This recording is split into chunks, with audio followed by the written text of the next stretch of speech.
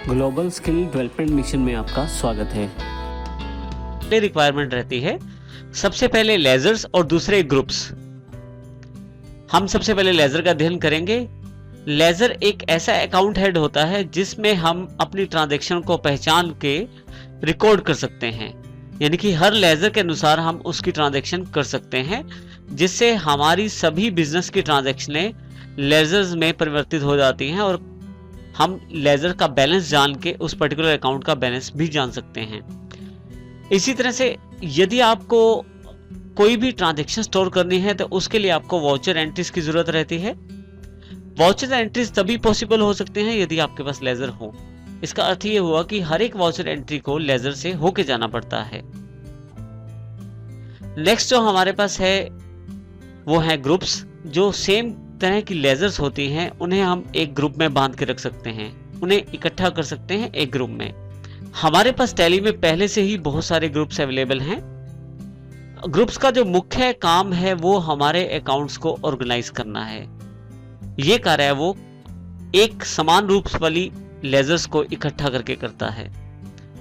इसी तरह से जो लेजर है उसको ग्रुप किया जा सकता है उसको बनाते समय, और यदि आप चाहें तो किसी भी अकाउंट का ग्रुप आप अपनी आवश्यकता अनुसार बाद में भी बदल सकते हैं।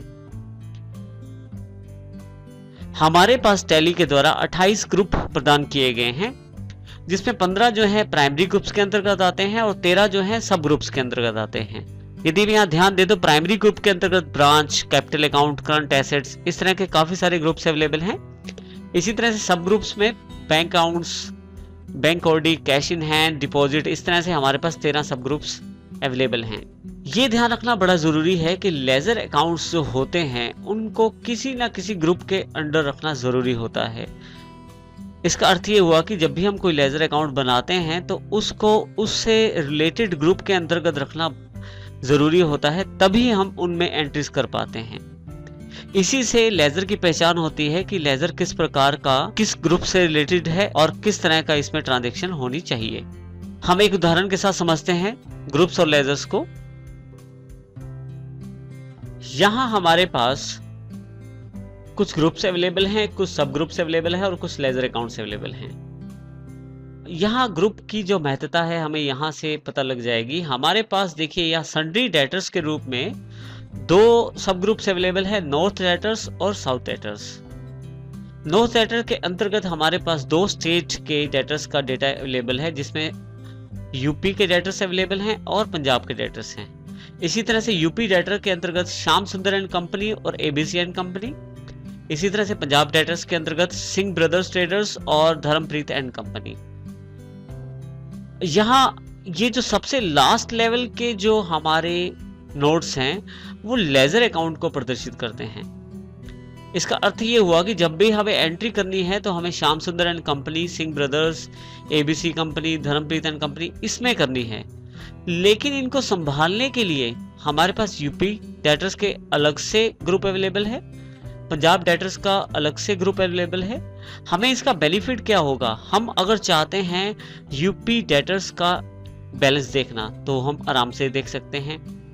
इसी तरह से पंजाब डेटर्स का देखना चाहते हैं बैलेंस तो उन दोनों का, जितने भी पंजाब के डेटर्स हैं उनका बैलेंस हम आराम से देख सकते हैं।